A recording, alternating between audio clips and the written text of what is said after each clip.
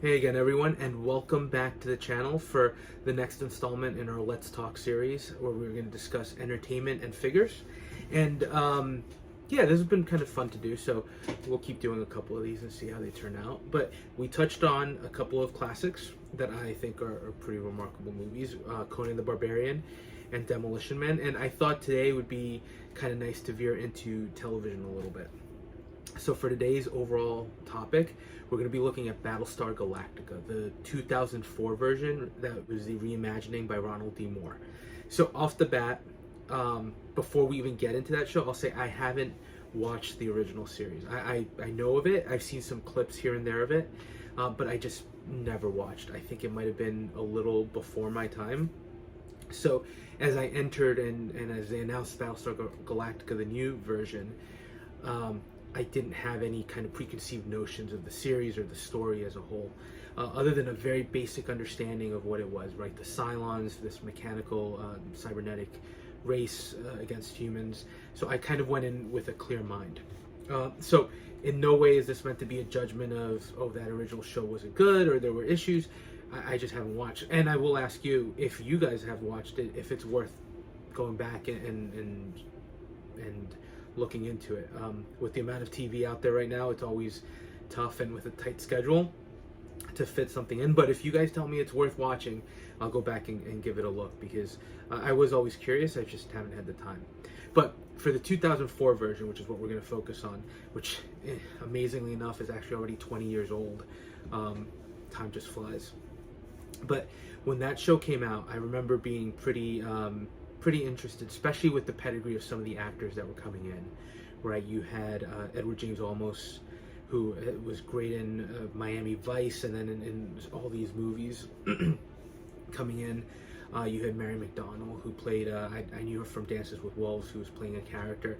So there were a lot of just really good actors that off the bat seemed like it was a good show. And the show would go on for 4 seasons, which seems a little short. And I will say, the first 2 seasons were amazing. There were other great. I thought it ended well, but there were definitely some wacky things that happened towards the end of the show that I personally think turned out okay, even if they were left as question marks. But I know, being part of the fandom, there were definitely some people who weren't completely thrilled by the way things developed. But the first 2 shows were awesome. I thought the series as a whole was really well executed and well done, from the acting to the special effects for its time, to really the story. And there was a gravitas to it that at that point was a little lacking. Even in shows like Star Trek, right, or Star Wars, or shows that were airing at the same time that tended to lean a little bit more heavily on humor or just over-the-top concepts. This was a very grounded, almost a what-if documentary of what would happen in a situation like that, without any craziness, right? We never meet aliens in the show. It's very much humans versus machines. So I always thought that was a great aspect of it. Now, there were a couple of offshoots, some movies that kind of delved back into the earlier parts of the war between humans and Cylons, that were really well done. And then there was one offshoot, a show called Caprica, which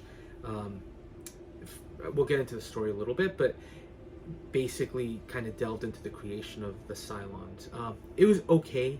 I think they tried to take it in another direction with religion and the machines playing a role. I don't know that it was executed, and it definitely didn't hit as well as Battlestar Galactica. But since we're talking about it, let's just jump right in and we'll go into the story. So, basic premise, and we're introduced to this in the miniseries that launched the show, but basic premise: humanity created a race of artificial beings called Cylons, and at some point, as is typical in most science fiction movies, be it Terminator or be it anything else, they turned on humanity and they launched a war that went on for quite a period of time. And humanity at that point was living within 12 colony worlds that each had different cultures, and basically they all waged a war against the Cylons. At some point, there was an armistice brokered, and the Cylons left in search of their own homeworld, and humanity's left alone. And it starts with a space station that's built specifically to keep diplomatic relationships going between the two groups. Humanity sends a representative every year. The Cylons never show up, and they haven't been seen in over 40 years until they finally do show up. And of course, that's the first reveal of the show, which is the character that'll come to be known as Six. She shows up with Cylon Centaurians, which look great. They're redesigned. They're clearly optimized and upgraded over the course of 40 years. But she shows up as a human, and then we find out, of course, and that's kind of one of the paranoid or moments of paranoia that goes through the show in the early seasons, the question, who is a Cylon? Because it turns out Cylons can now take on human form. So that's a great reveal, and that launches the new phase of the war, which sees the Cylons decimate the 12 colonies with nuclear bombs. So it's destroyed. The fleets are destroyed. The last surviving ship is the Battlestar Galactica, which is a relic of an older time, and under the command of Commander William Adama, Edward James Olmos, who's about to retire. And in that moment of need, they have to spin up the ship, and it's kind of the last line of defense. And it ultimately ends up leading to them, the Battlestar Galactica, leading a group of civilian ships away from the colonies in search of their own world and to get away from the Cylons. And one of the things that really captivated me about the show was you see William Adama and you see his crew basically looking to get into the fight and arm up and go back and wage a war against the Cylons. And his counterpart, which is played by Mary McDonnell, and she ultimately becomes the president of the colonies, or of the surviving colonies, at least for the moment. There's this back and forth where she wants to save the last remnants of humanity that are in this fleet, and you see William Adama basically itching to get back into the war until he hits that moment of realization when they realize they have to leave, and he gets on and speaks to the entire fleet and basically says, the war is over, it's done, we've lost. So it's a great premise and a great setup for a TV show, and it hooked me. And then the execution of the show itself, there were the miniseries was a great start, and then even early in the seasons there were a great number of episodes. And one of the series premiere has them running away from the Cylons, having not been able to sleep, so all the pilots are on medication to try to stay awake.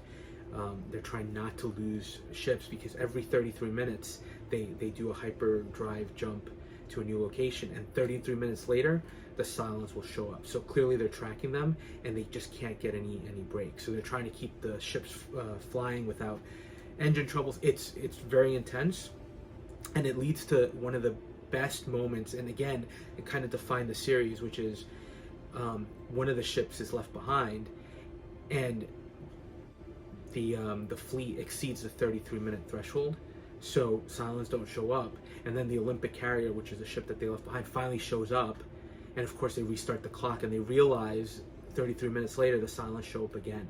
So they're tracking that ship. The ship has radiation emanating from it, so they think it's a bomb. It starts approaching the fleet. And again, think about the story. There are so few humans left, right? It's basically been a genocide carried out by the Cylons, that every life matters.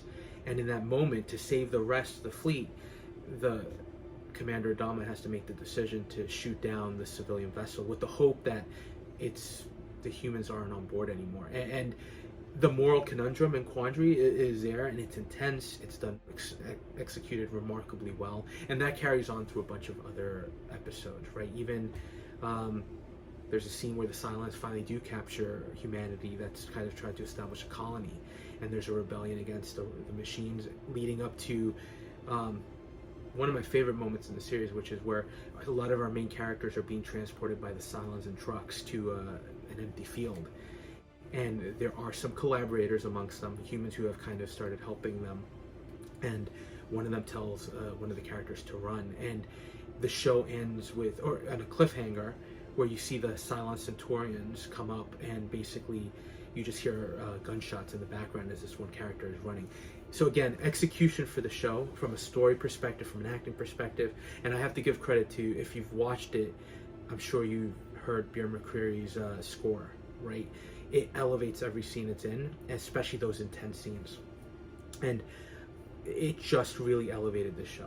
So, acting wise, I think a lot of props go to Edward James Olmos as Commander William Adama. He really anchors the show and gives you a great side of both responsibility, but someone who really can see the bigger picture. And then you have Dr. Gaius Baltar, he's probably the most comedic character, but it's also an intensity there. But he's essentially the character that scientific genius, right, that is having an affair unknown to him at the time with a Cylon, with Six, and he actually gives her the codes that allow the Cylons to take down the security grid on all the colony worlds and allows them to execute the attack that they do. So he carries that baggage throughout the seasons, and it's very interesting to see kind of his interactions. And then the next character was Katie Sackhoff, who played Starbuck. So I wasn't aware of this at the time, or I was aware of it, but again, I hadn't seen the original show. They gender swapped the character. So it was originally a guy played by Dirk Benedict, who people seem to like, right? Starbuck, it's Dirk Benedict, so if you've seen the 18, you've seen him as Face. So people really liked him. And then all of a sudden they announced that Katie Sackhoff would be taking on the role as Kara Thrace. I will say this, if you haven't watched the show, Kara Thrace is amazing. One of the best characters. And I think a lot of credit goes to Katie Sackhoff for the work she's done. And she's really become somebody that we've seen pop up in different, particularly science fiction movies. She was in one of the Riddick movies with Vin Diesel. So I really do like her, and I think she did an awesome job, even in a role that was a little kind of steeped in controversy at first, until I think people watched the show and they saw her make the character her own. So executed remarkably well. And then you've got to look at the cameos too. And the favorite cameo for all you Star Trek fans, Michelle Forbes shows up as Admiral Helena Kane later on in, I think it's season 2. It's another Battlestar that they find that's been out. And it's a great juxtaposition to William Adama, because whereas Adama acknowledged defeat and that his role was to protect civilians, Helena Kane kind of took on the opposite, which is we're still at war and we're going to take on the Cylons. And she kind of abandoned that humanity. So seeing those to play, that was probably one of the most intense sequences in the show. So of course, as always, we talk about toys here, right? We talk about collecting. So why do I bring this up? Obviously, I want 6-scale figures. I think that's the point, right? This is also a little bit of a wish list, but Diamond Select did do a bunch of figures from the series, and I do have a bunch, and I think I have more in storage. But I'll put a couple of videos up there. But the ones I have right here in hand are, for example, the Cylons, multiple versions of the Cylons. How could I pass on those, right? The design was really impressive, and I thought it was really sleek looking. Granted, they were all CGI, and the CGI now looks a little bit dated, but I thought they did a really good job with that. They were imposing. I liked the red eye. It almost looked like Kip from Knight Rider going back and forth. So very cool. And then you could see some of the colonial officers here that I have, right? Colonel Tai, who was the second in command, and then you have Gata, who was, I think, technically third in command at some point. He has a very interesting story as well. But look, Diamond Select, they're 12-scale figures. They did another slew of them as well, other characters, although sometimes their choice of characters was interesting. But they did a lot of them, and for 12 scale, I thought they were really good. They were articulated well, the detail as we would expect for 12 scale, and for not high end, right? Because these weren't that expensive by Diamond Select at the time. But they went deep into the line, and they gave us a lot of characters. Now, from a likeness perspective, sure, you can see that, but this goes back to that whole thing about, as 6-scale collectors, we try to pick up toys, and one of the appealing things of 6-scale is there's an accuracy to what we saw on screen, or what we saw in a video game, or something like that, or a TV show, that really appeals and draws us in. And that's why we love Hot Toys. That's why, honestly, even though InArt only has a few out, I think they've made a little bit of a splash because of that appeal to accuracy. We see it with 3-0 and some of their figures, and Damn Toys when they do licensed pieces. There's an appeal there because you're getting a representation of those characters as close to the screen as possible. Because while these are good, they're clearly not at that scale, not giving you the detail that you would expect from that. So now, interestingly enough, if you've watched my channel, you know that I do collect X06, and I know that's not. It's a company that's not as high end as say the Hot Toys is, right, or even Dan Toys, and rightfully so. I think their quality isn't at the same level, but let's take their Star Trek line. They're going deep in those, right? They're giving us full crews, not just the primary characters. They're also giving us secondary and tertiary characters. So I bring them up because their CEO Nanjin, who's very active in social media, posted a screenshot, and I'm going to post it here. And credit to him, right? He kind of showcased it, and it was a 6-scale version of Commander William Adama. So awesome looking piece, right? For its age, he says this is, I think, about 10 years older, and you could see the detail on the uniform, right, with the piping along the breast lapel, and then it's got the Battlestar Galactica insignia on the side. It looks really good. And the first thing that I thought was, is he teasing something? Because he's got this plan for Star Trek that he's not completely executed yet. But is X06 potentially looking to get into that game? I will tell you right now, if X06 got into Battlestar Galactica, I would be all in. Because that's how much I like the show. That still remains, to this day, 20 years later, one of my favorite shows of all time. So, if this tease is just a tease, so be it, right? But it's pretty interesting to see it, and I think if there's a company that has shown depth in going into lines, it would be X06, and going deeper into this line than maybe anybody else would. Now, the other question on that becomes, is there a fan base to sustain 6-scale figures? Because let's face it, when you look at the fan base right now, superheroes, while the movies have been lacking and the box office draw isn't necessarily there, they're still a very popular IP. Star Wars, still an extremely popular IP, right? But beyond that, you look at what? Star Trek. Star Trek is a much more niche license, and you can see it by kind of what X06 is doing, right? They don't produce a lot of them. They're moving with speed to maintain, I guess, their profit margins or make things financially feasible for them. So there is something there that, even though I'd love to see Battlestar Galactica figures, the question becomes, from a business standpoint, is anybody really going to tackle these? Because is there a demand? Now, I think seeing what X06 is doing with Star Trek, this might be a license that would play into that kind of mindset that they have. I don't know that they would go as deep as they're going into Star Trek, but I think they could do a couple of figures from that. But again, it's ultimately going to come down to fandom and if there's a demand. Because I know that I would have a demand for those. I would pick those up in a heartbeat. But would anybody else? I'm sure there are a lot of Battlestar Galactica fans amongst us, right? I think it's definitely a genre piece that was pretty well received. And I know that some of you out there would probably pick up figures with me. But is it enough to sustain a full line, or even just a handful of releases? I don't know, and that's the question. But as a wish list, I will tell you, and I'm not going to go too crazy, but there are a couple of characters that you would want to get immediately. And then this is not a crew that you necessarily need to do everything from, right? But as far as characters I would want, right, if they were to be made, there are certain ones that I think are kind of a must.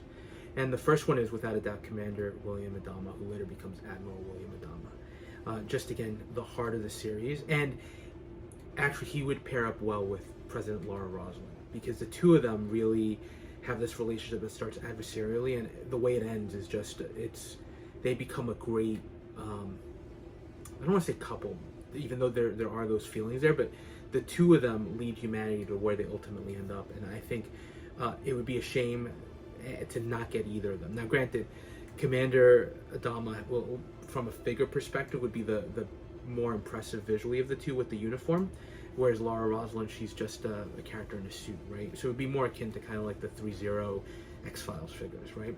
But from an importance to the show, I would want to have those two characters. Next up would be Cara Thrace Starbuck, without a doubt another pivotal character. And there's so many looks in the show, from the standard uniform to the flight gear, right? And then as the seasons progress, right, her look and appearance changes. So there's a lot you could do there as well. Next up for me would be Boomer and Athena, who is someone that is in the Colonial Fleet that we later find out is a Cylon, even though she didn't realize that, and she ends up playing 2 characters. So again, same thing as Kara Thrace, and again with that Exo-6 mindset, you're reusing a lot of the same uniforms, so I would see them doing her. Next character has to be 6, played by Tricia Helfer. I think that was her first acting role, and honestly, if you watch the show, she's another pivotal part of the show. While not as important to the salvation of humanity, her presence is consistently felt throughout, especially since she's kind of always in Baltar's mind and kind of giving pointers, and we see her then interacting with the Cylons. It's a great role and a pivotal character, I think, as well from the Cylon point of view. And then, speaking of Baltar, you'd want Baltar. Same thing, though. Again, it's more because of his importance to the show, because he's ultimately a guy in a suit, right? I'm sure he'd have some interesting accessories, but not a very exciting figure overall. And then you've got people like Colonel Ty, the second in command under Adama, who just a great figure, or a great character. And one of the highlights, surprisingly, would be Admiral Helen McCain, because, again, that role and that back and forth she has with Adama, you'd want to have her. And again, for sci-fi fans, she's somebody that's done some great roles before. And finally, you'd want to have, and I think you'd need, a 6-scale Cylon Centauri. There's just no way, and would I army build those? I probably would, actually, a little bit, because there's no way you do Battlestar Galactica figures without a Cylon Centauri. So I would love to see a 6-scale version of those. So look, it's just a wish list. I don't know that we're going to see any of these, even with the tease that Nanjin had. I think there has to be a business sense to it. But you tell me what you think. Do you think there is... I know there's an appeal to the show itself. I know people really like the show. I like the show. I think it's one of those staples. I don't know that it's... I think it was very different from the original. But you tell me if you think there's a demand for 6-scale figures, because I would pick them up. But at the end of the day, it's going to be a lot of uniformed characters and a lot of people in civilian clothing. And is that appealing to 6-scale collectors? I think it's appealing to fans of the show, but I don't know that it would develop into a full range of lines. But would you see an Exo-6 doing this? Or is there somebody else that could potentially tackle it? Or is it just a moot point? And look, not every property is going to get figures released, even though we'd want it, right? And maybe this is one of those. So let me know your thoughts, and thanks for watching for a little with me. And as always, if you're enjoying the content, please like, comment, and subscribe, and we'll touch base in the next video.